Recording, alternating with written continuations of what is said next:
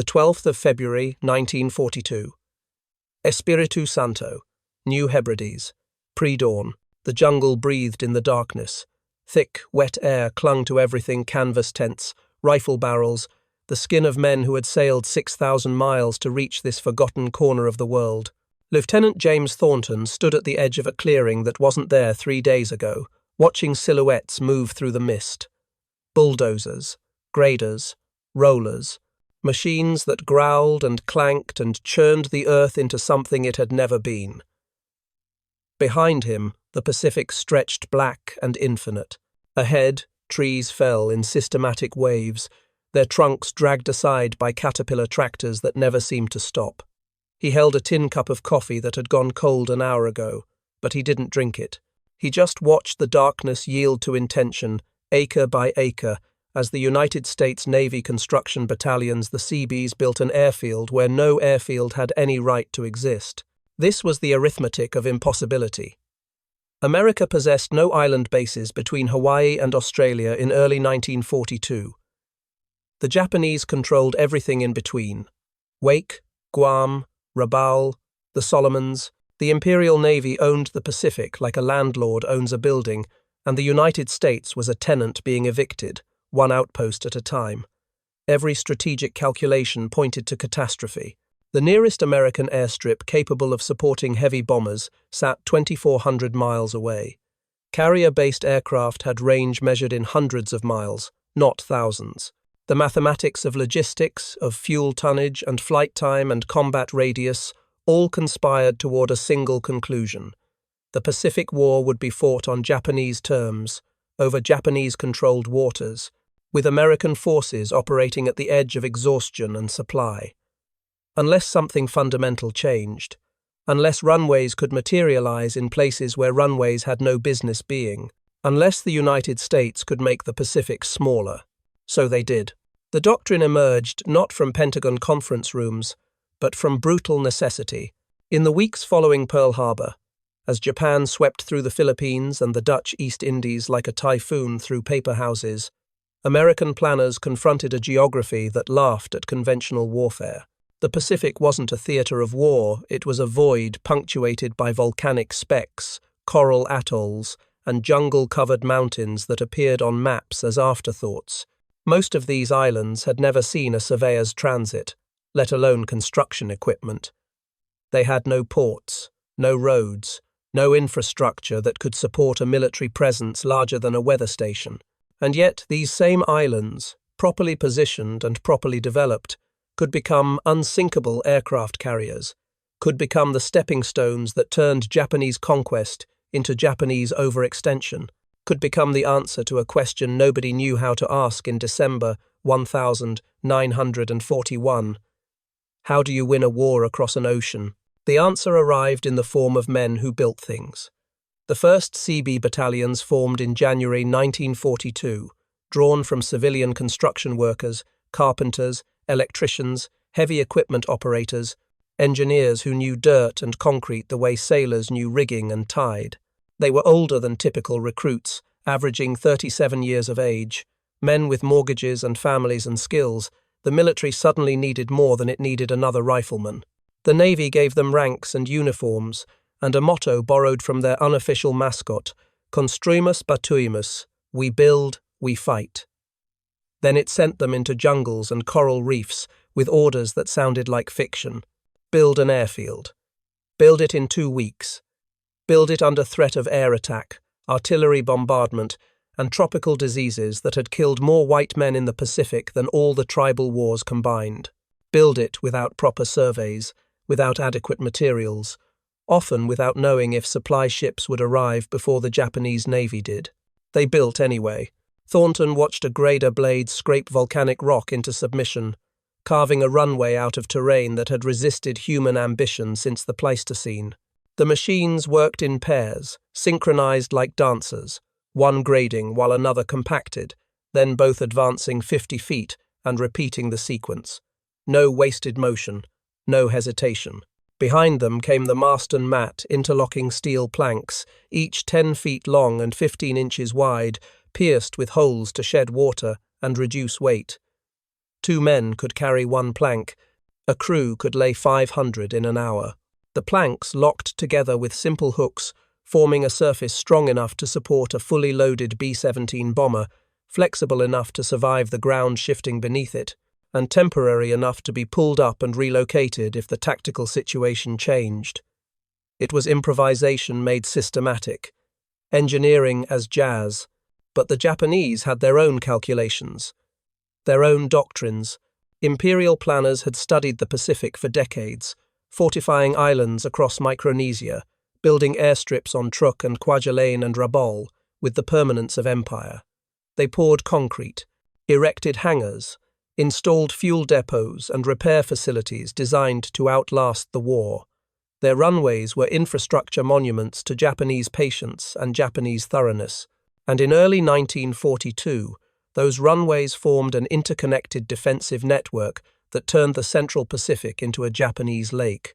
American commanders looked at this network and saw an opponent playing chess while they played checkers.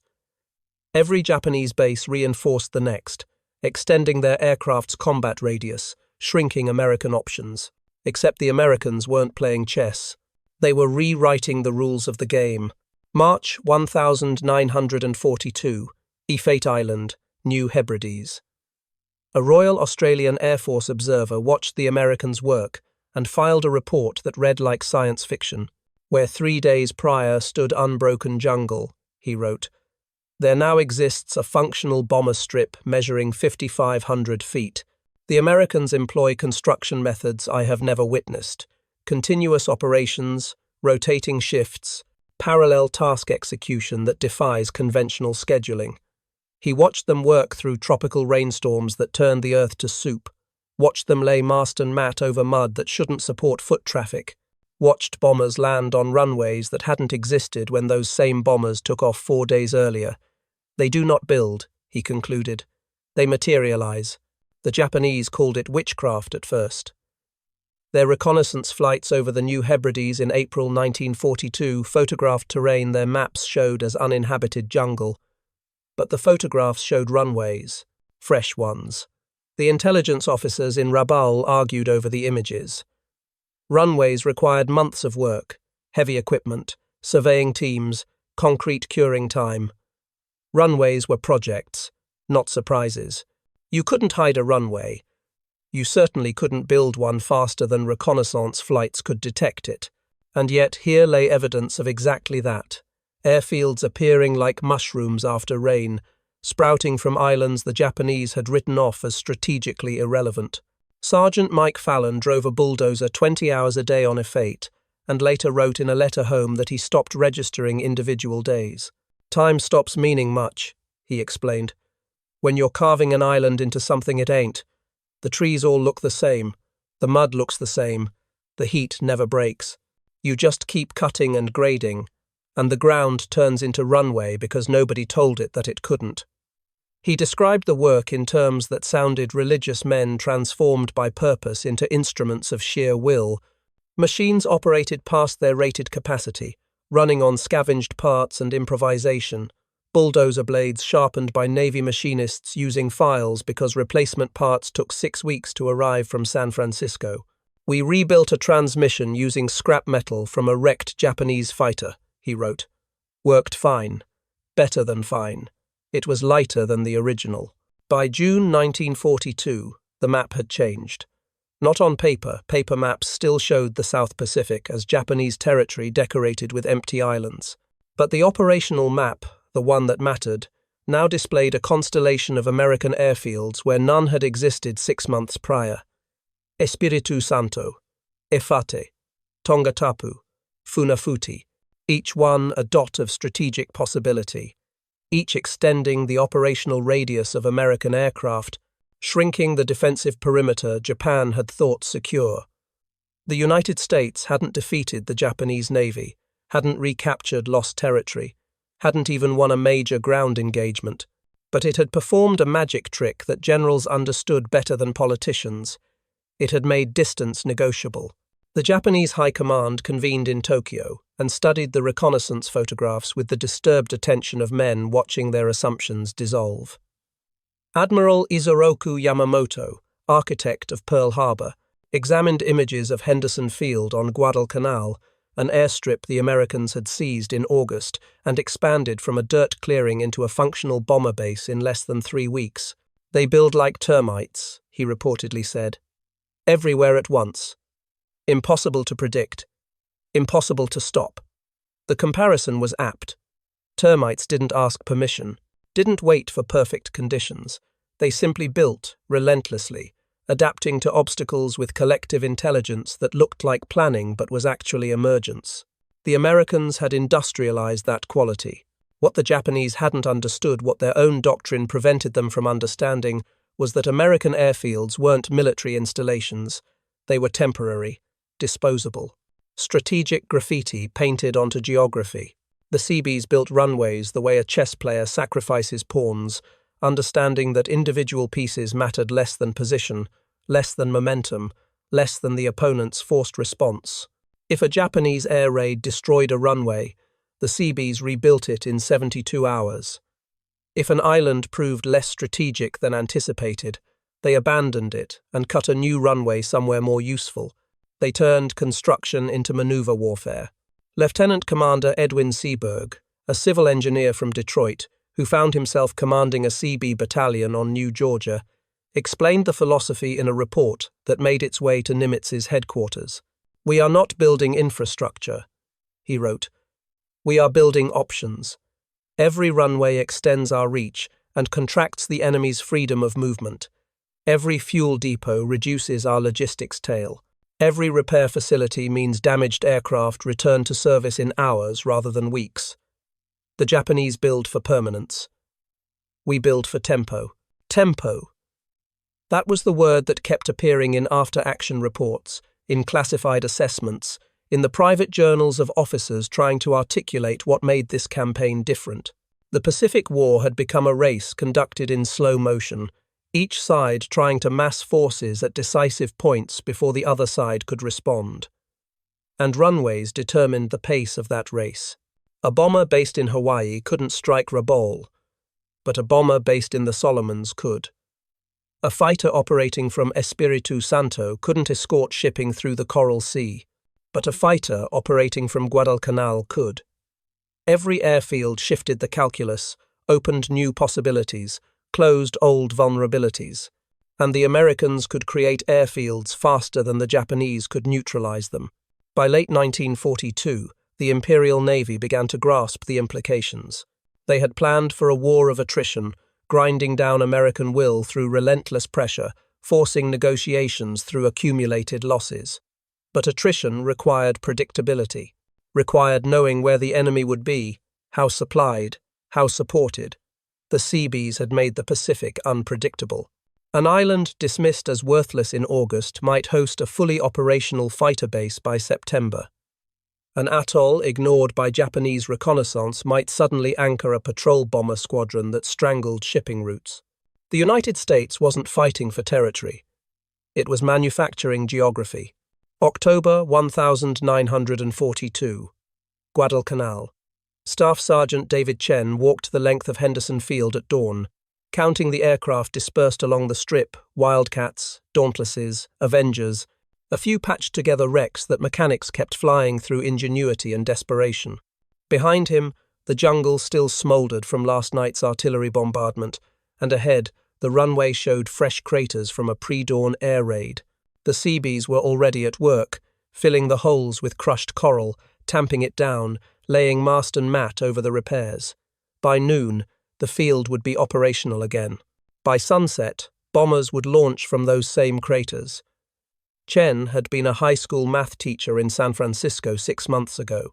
Now he commanded an anti-aircraft battery defending a runway that shouldn't exist, on an island most Americans couldn't find on a map, in a campaign that might determine whether democracy survived the Pacific century.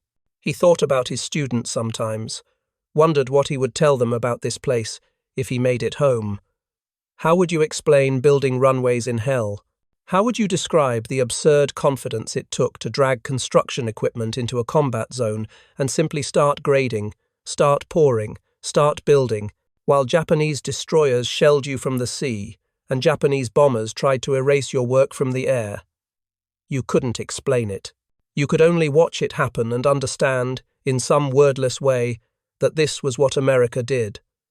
Not fight wars the way European powers fought them, grand campaigns, elaborate strategies, decisive battles. America built faster, built more, built in places that defied building, and then used that construction to rewrite the possible. The Japanese soldiers who survived Guadalcanal carried stories back to Rabaul that sounded like ghost tales. They described American supplies that never ran out, replacement aircraft that arrived daily, runways that regenerated like flesh healing around wounds. A corporal named Takeshi Watanabe wrote in his diary about watching Henderson Field endure an hours-long bombardment from Japanese battleships, 14-inch shells churning the runway into moonscape only to see American planes landing on it the next morning. "We destroy their runway," he wrote. "They build it again. We bomb their fuel depot. More fuel arrives. We kill their engineers. More engineers come. It is like fighting a myth, an idea that refuses to die." That was closer to truth than Watanabe knew. The runway had become myth, not in the sense of fiction, but in the sense of a story people told themselves about who they were and what they could accomplish. Every Seabee who worked through the night rebuilding Henderson Field understood he was doing more than pouring gravel. He was demonstrating that American industrial power wasn't confined to Detroit and Pittsburgh. It traveled. It adapted. It functioned in jungles and atolls and coral reefs, in places where the textbooks said heavy construction couldn't happen, shouldn't happen, wouldn't happen.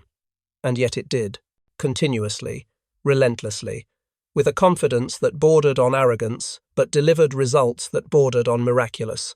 By early 1943, the doctrine had matured into system.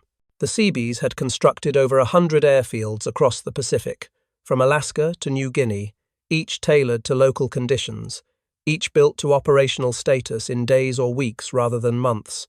They pioneered techniques that engineering schools would later teach as gospel rapid soil stabilization, prefabricated drainage systems, modular fuel storage that could be assembled from standardized components. They learned to predict soil-bearing capacity from jungle vegetation, to locate water sources from aerial photographs, to coordinate construction with combat operations so that infantry seized an island and engineers turned it into an airbase before the enemy could reinforce. The Japanese kept building too. But their construction had become defensive, reactive, desperate. They poured concrete bunkers and fortified existing bases, trying to make them strong enough to withstand the American advance. But concrete took time, required materials shipped thousands of miles, demanded skilled labor and curing periods and engineering precision. The Americans just kept cutting new runways, each one extending their reach, each shrinking the defensive perimeter Japan could realistically hold. It was industrialization versus fortification, tempo versus thickness, and tempo was winning. Major Thomas Brennan, a Seabee officer who helped construct airfields across the Central Pacific, wrote a classified assessment in 1944 that analyzed the psychological dimension of rapid construction. "The enemy invests tremendous resources fortifying positions they believe impregnable," he noted. "Then we build an airfield within bombing range in 2 weeks. The effect on enemy morale cannot be overstated. They have spent months, years, creating defenses designed to resist invasion. We simply bypass them, build around them, turn their fortresses into irrelevancies. They are defending islands. We are manufacturing distance. These are not equivalent strategies." Brennan had identified something profound. The Pacific War had become a contest between two different philosophies of power. Japan had embraced the fortress mentality: hold territory, fortify it, make it too costly to assault. America had embraced the logistical mentality: create capacity, extend range, make territory irrelevant by controlling the space around it. And airfields were the instrument of that logistical philosophy, the physical manifestation of a national genius that understood production and distribution better than it understood tradition and permanence. The men who built these runways rarely thought in such grand terms. They thought about mud, about equipment breakdowns, about whether the sea rations would arrive before dinner, about the malaria tablets they took every morning and the mosquito netting that never quite kept the insects out. They thought about home, about wives and children and jobs they'd return to when this insanity ended. But they also thought about the work, about the strange satisfaction of watching jungle become runway, watching chaos become order, watching the impossible become routine because you showed up and did the thing that needed doing, one bulldozer blade at a time. Private First Class Leonard Kowalski kept a journal throughout his Seabees service, entries scratched in pencil on water-stained paper. One entry from March 1944, written on Emerald Island, captured the peculiar pride the builders felt. We landed here Tuesday. Japanese left evidence everywhere, supply dumps, destroyed vehicles, hasty entrenchments. Thursday we started cutting. Today, Saturday, a B-24 landed on our strip. Pilot said we saved his crew engine trouble, couldn't make it back to Manus. He walked the runway afterward, just staring at it like he couldn't believe what he was standing on. Said it looked like God had ironed the jungle flat. I told him God had nothing to do with it. Just Americans with machines, and no patience for being told something can't be done. That impatience, that refusal to accept limitations had become America's secret weapon. The Japanese military culture valued discipline, honor, meticulous planning. These were virtues that built empires, but they were also constraints that limited adaptation, slowed decision-making, made the entire war machine less flexible than it needed to be in a conflict that rewarded improvisation over precision. The Seabees embodied the opposite values: pragmatism, creativity, a willingness to try solutions that looked absurd on paper but worked in practice. They rebuilt engines with scavenged parts, improvised bridges from palm logs, created concrete from coral and seawater when proper materials didn't arrive. They operated in the gap between doctrine and necessity, and that gap was where wars got won. By mid-1944, the strategic balance had shifted irrevocably. The Japanese still held thousands of islands, still possessed a formidable navy, still commanded millions of troops, but they had lost the infrastructure war. The Americans could base aircraft anywhere, could support amphibious invasions from scratch, building logistics infrastructure faster than the Japanese could respond, could turn uninhabited coral reefs into operational airbases, while Japanese garrisons starved on bypassed islands, cut off from supply, strategically irrelevant. Admiral Nimitz recognized what had happened. At a planning conference in Hawaii, he spread reconnaissance photographs across a table, images of Tinian, Saipan, Guam, showing new American airfields already operational, already launching bombing missions against the Japanese home islands. Gentlemen, he said, we have achieved something unprecedented. We have made the Pacific manageable, not through conquest, but through construction. Every runway we build shortens the war by weeks, perhaps months. He paused, studying the photographs. The Japanese prepared to defend territory. We learned to create it.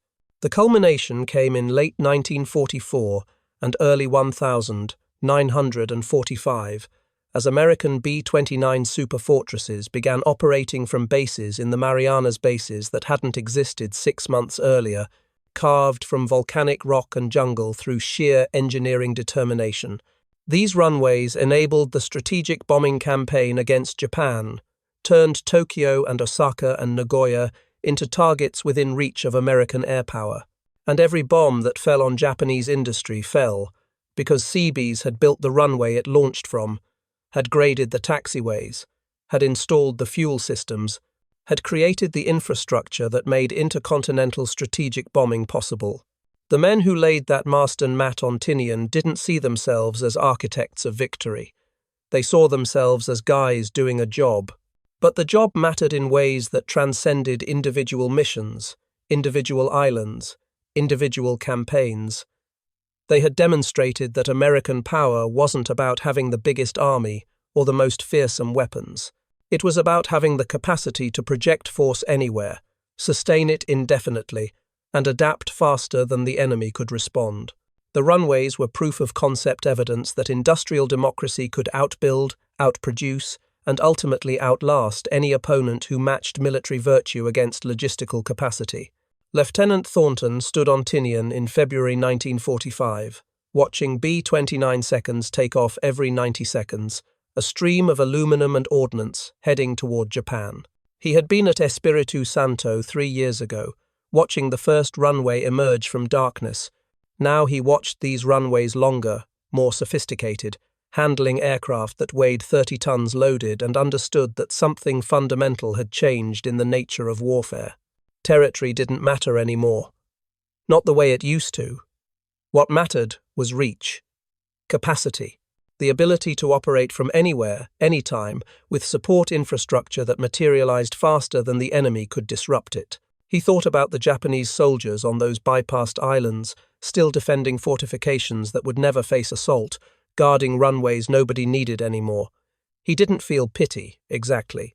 Just a kind of abstract sadness for men whose doctrine had trapped them in a war they couldn't win, not because they lacked courage or skill, but because they had misunderstood what kind of war they were fighting. They had prepared for Jutland, for decisive naval engagement and territorial conquest. America had waged something stranger and more modern, a war of logistics and tempo, where victory came not from holding ground, but from making ground irrelevant. The symbol wasn't a weapon, wasn't a bomb or a battleship, or even the aircraft that dominated the skies. The symbol was the runway itself, that strip of mast and mat, scarred and patched and rebuilt a dozen times, flexible and temporary and utterly functional. It represented everything America had learned to do well: build quickly, build practically, build without pretense or permanence, but build so effectively that speed became its own kind of invincibility. The runway didn't intimidate. It simply worked, and in working, it redrew the boundaries of the possible. By war's end, the Seabees had constructed over 400 airfields across the Pacific, along with thousands of miles of roads, hundreds of bridges, thousands of buildings. They had transformed the geography of warfare, made the oceans smaller, made American power mobile, and they had done it not through genius or revolutionary technology, but through the application of industrial pragmatism to military necessity. They had taken the American genius for mass production, that assembly line mentality that built cars and radios and refrigerators, and applied it to terrain. They had manufactured tactical advantage, the way Ford manufactured automobiles. The Japanese had expected to fight Americans who valued comfort, who would wilt under hardship, whose decadent democracy would crumble when confronted with Bushido spirit and martial discipline.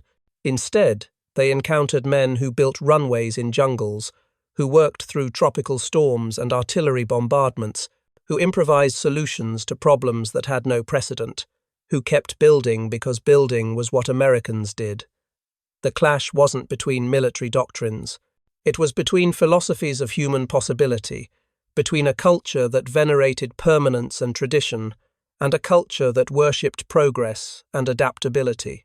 In the end, the runways won. Not because they were better runways than the Japanese.